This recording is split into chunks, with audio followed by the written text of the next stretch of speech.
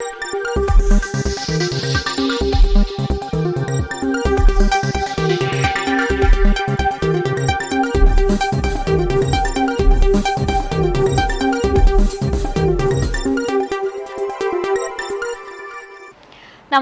നിളയോര വിശേഷങ്ങളിലേക്ക് സ്വാഗതം. പട്ടാമ്പിയിൽ പുതിയ പാലത്തിന്റെയും ഫയർ സ്റ്റേഷന്റെയും ഉൾപ്പെടെ വിവിധ പദ്ധതികളുടെ നിർമ്മാണോദ്ഘാടനം ഈ മാസം 28-ന് നടക്കും. നടത്തിപ്പിനായി സ്വാഗത സംഘം രൂപീകരിച്ചു. പട്ടാമ്പിയിൽ പുതിയ പാലത്തിന്റെ ഔപചാരികമായ നിർമ്മാണോദ്ഘാടനം ഉൾപ്പെടെ വിവിധ പദ്ധതികളുടെ നിർമ്മാണോദ്ഘാടനമാണ് ഈ മാസം 28-ന് നടക്കുക. പാലത്തിന്റെ നിർമ്മാണോദ്ഘാടനം രാവിലെ 10-ന് മന്ത്രി പി മുഹമ്മദ് റിയാസ് നിർവഹിക്കും. പട്ടാമ്പിയിലെ പുതിയ ഫയർ സ്റ്റേഷൻ കെട്ടിടത്തിന്റെ നിർമ്മാണോദ്ഘാടനവും ഇതോടൊപ്പം നടക്കും. മന്ത്രി MP രാജേഷ് ഇതിന്റെ നിർമ്മാണോദ്ഘാടനം നിർവഹിക്കും. തുടർന്ന് 10:30 മണിക്ക് പട്ടാമ്പി മുതുതല കൊപ്പം റോഡിന്റെ നിർമ്മാണോദ്ഘാടനവും 12 മണിക്ക് പട്ടാമ്പി വെല്ലപ്പുഴ റോഡിന്റെ നവീകരണ പ്രവൃത്തികളും മന്ത്രി മുഹമ്മദ് റിയാസ് ഉദ്ഘാടനം ചെയ്യും. വെല്ലപ്പുഴ റെയിൽവേ മേൽപ്പാലത്തിന്റെ നിർമ്മാണ പ്രവൃത്തികളും മന്ത്രി നിർവഹിക്കും. ഇതിന്റെ നടത്തിപ്പിനായി സ്വാഗതസംഘവും രൂപീകരിച്ചു. മുഹമ്മദ് മോഹസിൻ MLA അധ്യക്ഷതയിലായിരുന്നു യോഗം ചേർന്നത്. മേൽപ്പാലത്തിന്റെ നിർമ്മാണോദ്ഘാടനം ഉലാലകൽ ലേബർ കോൺട്രാക്ട് സൊസൈറ്റിയാണ് വല്ലപ്പുഴ മേൽപ്പാലം ഏറ്റെടുത്തിട്ടുള്ളത്. അപ്പൊ അവിടെ അതിനുശേഷം ടൗൺ നവീകരണം അടക്കമുള്ള പ്രവർത്തനങ്ങൾ നടക്കുന്നുണ്ട്. അതിന്റെ നിർമ്മാണോദ്ഘാടനം മാത്രമല്ല, പട്ടാമ്പിയിൽ നിന്ന് ചെറുപ്പുശ്ശേരി റോഡ് വല്ലപ്പുഴ വരെയുള്ള റോഡിന്റെ അത് BC ഓവർലെ ഒന്നും കൂടെ നന്നായി അതിന്റെ മുകളിലെ റോഡിലെ തിരുവുണ്ട റോഡ് പ്രൊട്ടക്ട് ചെയ്യുന്ന പ്രവർത്തനം 6 കോടി രൂപ ശബരിമല പാക്കേജിൽ അനുവദിച്ചിട്ടുണ്ട്. അതിന്റെ നിർമ്മാണോദ്ഘാടനം ബഹുമാനപ്പെട്ട മിനിസ്റ്റർ നടത്തും. ഒപ്പം തന്നെ പട്ടാമ്പിയിൽ നിന്ന് പട്ടാമ്പി ആമയൂർ റോഡ് എന്ന് പറയുന്ന കൊടുമുണ്ട വഴി മുതുതലയ്ക്ക് പോകുന്ന റോഡിന്റെ ആദ്യ റീച്ച് 2 ഫണ്ടുകൾ അവിടെ നമ്മൾ ലഭ്യമാക്കിയിട്ടുണ്ട്. 5.5 കോടി രൂപ, ഒപ്പം തന്നെ 2.5 കോടി രൂപ നവകേരള സദസ്സിലെ ഫണ്ട്. ഈ 2 ഫണ്ടും ഏതാണ്ട് 8 കോടി രൂപ ആദ്യ റീച്ച് ചെയ്യുന്നതിന് വേണ്ടി അനുവദിച്ചതിന്റെ ടെൻഡറും നടപടിക്രമങ്ങളും പൂർത്തീകരിച്ചിട്ടുണ്ട്. അപ്പൊ അതിന്റെ നിർമ്മാണോദ്ഘാടനം 10 മണിക്ക് ഇവിടുത്തെ പരിപാടി കഴിഞ്ഞാൽ 10:30 കൊടുകുണ്ടയിൽ വെച്ചിട്ട് അതിന്റെ നിർമ്മാണോദ്ഘാടനം ബഹുമാനപ്പെട്ട മിനിസ്റ്റർ നടത്തുന്നുണ്ട്. ആ റോഡിന്റെ ബാക്കി ഭാഗം ഡിസൈൻ ചെയ്തുകൊണ്ടിരിക്കുന്നുണ്ട്. അതിന്റെ 2ാം ഘട്ടം ഈ വർക്ക് ആരംഭിച്ച 2ാം ഘട്ടം എന്നത് നടക്കുമെന്ന കാര്യം കൂടി നിങ്ങൾ അറിയിക്കാം. യോഗത്തിൽ നഗരസഭാ ചെയർപേഴ്സൺ O ലക്ഷ്മിക്കുട്ടി, തഹസിൽദാർ TP Kishore, Thrithala block panchayat president VP Rajeena, മറ്റു ജനപ്രതിനിധികൾ, ഉദ്യോഗസ്ഥർ തുടങ്ങിയവരും പങ്കെടുത്തു. പെരിങ്ങോട് സ്വദേശിയായ യുവാവിനെ നിർമ്മാണത്തിലിരിക്കുന്ന കെട്ടിടത്തോട് ചേർന്ന കുഴിയിൽ മരിച്ച നിലയിൽ കണ്ടെത്തി. നീട്ടിയത്തുപടി പരേതനായ അയ്യപ്പന്റെ മകൻ 40 വയസ്സുള്ള മഹേഷിനെയാണ് കുഴിയിൽ മരിച്ച നിലയിൽ കണ്ടെത്തിയത്. പെരിങ്ങോട് ഹൈസ്കൂൾ മൈതാനത്തിന് സമീപം നിർമ്മാണം പുരോഗമിക്കുന്ന കെട്ടിടത്തോട് ചേർന്ന് നിർമ്മിച്ച 6 അടിയോളം ആഴം വരുന്ന കുഴിയിൽ വ്യാഴാഴ്ച രാവിലെയാണ് മൃതദേഹം കണ്ടത്.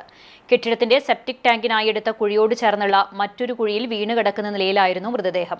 വ്യാഴാഴ്ച രാവിലെ കെട്ടിടത്തിൽ ജോലിക്കായി എത്തിയവരാണ് മൃതദേഹം കണ്ടത്. ചാലിശ്ശേരി പോലീസ് സ്ഥലത്തെത്തി തുടർ നടപടിക്രമങ്ങൾ പൂർത്തീകരിച്ച ശേഷം മൃതദേഹം പോസ്റ്റ്മോർട്ടത്തിനായി കൊണ്ടുപോയി. 6 മണി വരെ ഞങ്ങളൊപ്പം ഉണ്ടായിരുന്നു.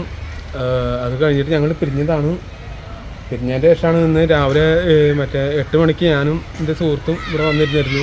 അപ്പോൾ അവനെ അന്വേഷിച്ച് നടക്കുന്നുണ്ടായിരുന്നത്. പക്ഷേ അവൻ്റെ ഫോണിലേക്ക് വിളിച്ചാൽ കിട്ടുന്നില്ല. അപ്പോൾ ഇതേമാതിരി കരിങ്കല്ല് പണിക്കാരുണ്ടായിരുന്നു ഇവിടെ. അവർ പെട്ടെന്ന് വന്നിട്ട് പറഞ്ഞു, ഞങ്ങളോട് പറഞ്ഞു ഇവിടെ വന്നിട്ട് നോക്കാൻ പറഞ്ഞു. ഒരാളിങ്ങനെ കിടക്കുന്നുണ്ട് പറഞ്ഞു. അപ്പോൾ നോക്കുമ്പോൾ ഇവനാണ് കിടക്കുന്നത്. അപ്പോൾ തന്നെ ഞങ്ങൾ നോക്കി വയ്ക്കുക തന്നെ മഹേഷാണ് കണ്ടു. ചാലിശ്ശേരിന് ശേഷം മറ്റേ സുരേഷ് സാറ്, ഈ തൊഴിൽക്കാരിലെ സുരേഷ് സാറ് വന്നു. അപ്പോൾ എന്നോട് ഇറങ്ങാൻ പറഞ്ഞു. ഇറങ്ങിയെടുത്തു. പെയിൻറ്റ് പണിക്കാരന് മാത്രമല്ല, എല്ലാ പണിക്കും ഈ നാട്ടിലെല്ലാ ഇതിനും ഒപ്പം എത്തുന്ന ആളാണ്. അതുകൊണ്ട് യാതൊരു പ്രശ്നത്താണ്. പക്ഷേ എങ്ങനെ വന്ന് വീണ് മാത്രം മനസ്സിലാവില്ല എന്ന് മാത്രമേ ഉള്ളൂ. കൊപ്പത്ത് കാറിടിച്ച് ജീപ്പ് തലകീഴായി മറിഞ്ഞ അപകടം 2 പേർക്ക് പരിക്കേറ്റു. കാറിൽ ഉണ്ടായിരുന്ന അതിഥി തൊഴിലാളികൾക്കാണ് പരിക്കേറ്റത്. അപകടത്തിന്റെ CCTV ദൃശ്യങ്ങൾ പുറത്തുവന്നു.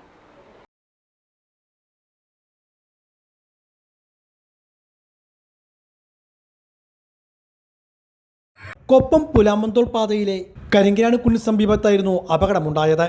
പെരിന്തമണ്ണ ഭാഗത്തു നിന്നും കൊപ്പം ഭാഗത്തേക്ക് വരുന്ന ജീപ്പിന് പിറകിൽ വന്ന കാർ ഇടിച്ചായിരുന്നു അപകടം. കാർ ഇടിച്ചതിനെ തുടർന്ന് ജീപ്പ് തലക്കീഴായി മറിഞ്ഞു. ജീപ്പിലുണ്ടായിരുന്ന 2 പേർക്കാണ് പരുക്ക് പറ്റിയത്. അപകടത്തിന്റെ CCTV ദൃശ്യങ്ങളും പുറത്തു വന്നു. കാറിലുണ്ടായിരുന്നവർക്ക് കാര്യമായ പരിക്ക് പറ്റിയിട്ടില്ല. പരിക്ക് പറ്റിയവരെ പെരിന്തമണ്ണയിലെ സ്വകാര്യ ആശുപത്രിയിൽ പ്രവേശിപ്പിച്ചു. എളനാട് മുതൽ വടക്കാഞ്ചേരി വരെയുള്ള ജനവാസ മേഖലയിൽ കാട്ടാന ശല്യം രൂക്ഷമായ സാഹചര്യത്തിൽ ജനങ്ങളുടെ ജീവനും സ്വത്തും സംരക്ഷിക്കാനും കാട്ടാന ശല്യം നിയന്ത്രിക്കുന്നതിനാവശ്യമായ നടപടികൾ സർക്കാർ സ്വീകരിക്കാതിരിക്കുന്നത് ജനങ്ങളോടുള്ള വെല്ലുവിളിയാണെന്ന് വെൽഫെയർ പാർട്ടി ചേലക്കര മണ്ഡലം പ്രസിഡന്റ് ഷാജഹാൻ എളനാട് പറഞ്ഞു. കഴിഞ്ഞ ദിവസം കാട്ടാന കൃഷി നശിപ്പിച്ച നീളം പള്ളിയാൽ താണിക്കുണ്ട് കുഞ്ഞിന്റെ കൃഷിസ്ഥലം സന്ദർശിച്ച് സംസാരിക്കുകയായിരുന്നു അദ്ദേഹം. നിലവിൽ തോന്നൂർക്കര മണ്ണാത്തിപ്പാറ മുതൽ എളനാട് തിരുമണി വരെയുള്ള 29.5 കിലോമീറ്റർ ദൂരം സോളാർ ഫെൻസിംഗ് പഴയതും ഏറ്റവും ദുർബലവുമായതിനാൽ ആനകളെ തടയാൻ കഴിയുന്നതല്ലെന്നും പുതിയതും ശക്തവും സാങ്കേതിക മികവുള്ളതുമായ സോളാർ ഫെൻസിംഗ് സ്ഥാപിച്ച് കാട്ടാന ശല്യം നിയന്ത്രിക്കുന്നതിന് ഊർജിതമായി നടപടികൾ സ്വീകരിക്കണമെന്നാവശ്യപ്പെട്ട് വെൽഫെയർ പാർട്ടി ശക്തമായ ജനകീയ പ്രക്ഷോഭം ആരംഭിക്കുമെന്നും സമരമെന്ന നിലയ്ക്ക് ഒക്ടോബർ 28, 29 തീയതികളിൽ എളനാട് സെന്ററിൽ 24 മണിക്കൂർ സൂചനാ ഉപവാസ സമരം നടത്തുമെന്നും അദ്ദേഹം പറഞ്ഞു. പ്രദേശവാസികളായ CV ഷാജി, PP രാജൻ, മനോജ്, സുലോചന തുടങ്ങിയവർ പങ്കെടുത്തു. പ്രിയമുള്ളവരെ, പഴയന്നൂർ പഞ്ചായത്തിലെ നീളംപള്ളിയാൾ 14-ാം വാർഡ് കുഞ്ഞേട്ടൻ്റെ കൃഷി സ്ഥലത്താണ് ഞങ്ങളുള്ളത്. താണിക്കുണ്ട് എന്ന സ്ഥലത്താണ് ഞങ്ങളുള്ളത്. കഴിഞ്ഞ ദിവസങ്ങളിൽ ഇവിടെ ആന വന്ന് വ്യാപകമായിട്ട് തെങ്ങിൻ തൈകളൊക്കെ നശിപ്പിച്ചു. 5-8 വർഷം പ്രായമായിട്ടുള്ള തെങ്ങുകളാണ് ഇവിടെ നശിപ്പിച്ചത്. വലിയ നഷ്ടമാണ് കർഷകർക്ക് ഉണ്ടായത്. ഇതിനു മുമ്പും ഇതേപോലെ ആന ഇറങ്ങി ഇവിടെ തെങ്ങ് നശിപ്പിച്ചു. എന്നിട്ട് അത് നഷ്ടപരിഹാരത്തിന് വേണ്ടി മണൽത്തറ വില്ലേജിൽ അപേക്ഷ കൊടുത്തു. നടപടികളൊന്നും ഉണ്ടായിട്ടില്ല. ഇപ്പോഴും അവിടെ തെങ്ങ് തൈകൾ വ്യാപകമായിട്ട് നശിപ്പിച്ചു. അധികാരികൾ ആരും വന്ന് നോക്കിയിട്ടില്ല. കരവിരുതിൽ കലാവൈഭവം തീർത്ത് വിദ്യാർത്ഥികൾ. പട്ടാമ്പിയിൽ നടക്കുന്ന പാലക്കാട് റവന്യൂ ജില്ലാ സ്കൂൾ ശാസ്ത്രോത്സവത്തിൽ നടന്ന പ്രവൃത്തി പരിചയ മേളയിലായിരുന്നു കുട്ടികൾ കരവിരുതിന്റെ മികവ് തെളിയിച്ചത്. പട്ടാമ്പിയിൽ നടക്കുന്ന പാലക്കാട് റവന്യൂ ജില്ലാ സ്കൂൾ ശാസ്ത്രോത്സവം 2 നാൾ പിന്നിട്ടു. 2ാം ദിനത്തിൽ പ്രധാനമായും പ്രവൃത്തി പരിചയമേളയാണ് നടന്നത്. കരവിരുതിന്റെ കലാവൈഭവമാണ് പ്രവൃത്തി പരിചയമേളയിൽ കുട്ടികൾ കാഴ്ചവെച്ചത്. പാഴ്വസ്തുക്കൾ മുതലുള്ള സാധനങ്ങളുമായി തങ്ങളുടെ സർഗശേഷി പ്രകടമാക്കുന്ന കാഴ്ചയാണ് മേളയിൽ കാണാനായത്. ക്യാരി ബാഗുകൾ, ചവിട്ടികൾ, മരം കൊണ്ടുള്ള മേശ, സ്റ്റൂൾ, കട്ടിൽ ഉൾപ്പെടെയുള്ള സാധനങ്ങളും കുട്ടികളുടെ കരവിരുതിൽ വിടരുന്ന കാഴ്ചയാണ് മേളയിൽ പ്രകടമായത്. ഇന്ന് അപൂർവമായി കൊണ്ടിരിക്കുന്ന ഇറ, മുള കൊണ്ടുള്ള ഉൽപ്പന്നങ്ങൾ, ചിരട്ട കൊണ്ടുള്ള ഉൽപ്പന്ന നിർമ്മാണം, കയർ കൊണ്ടുള്ള ഉൽപ്പന്ന നിർമ്മാണം, പാവ നിർമ്മാണം, ചൂരൽ ഉൽപ്പന്നങ്ങൾ, കൗങ്ങിമ്പാള കൊണ്ടുള്ള ഉൽപ്പന്നങ്ങളെല്ലാം മേളയിൽ മണിക്കൂറുകൾക്കകം കുട്ടികൾ ഒരുക്കി കഴിഞ്ഞിരുന്നു.